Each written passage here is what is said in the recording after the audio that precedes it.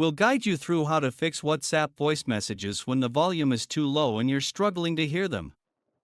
If you find this guide useful, please consider liking the video and subscribing to the channel.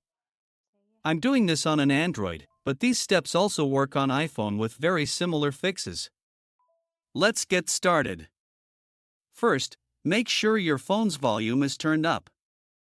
Use the volume buttons on the side of your phone while a voice message is playing.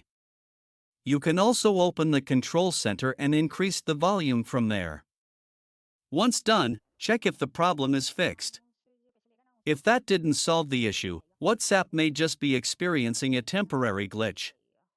Swipe up from the bottom of your screen to open recent apps.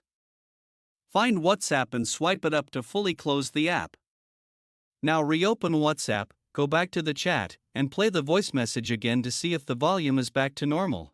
If the issue still isn't fixed, the next step is to restart your device. On Android, press and hold the power button, then tap restart.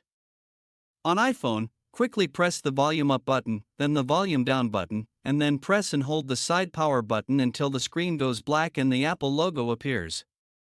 Once your phone restarts, open WhatsApp again and test the voice message volume.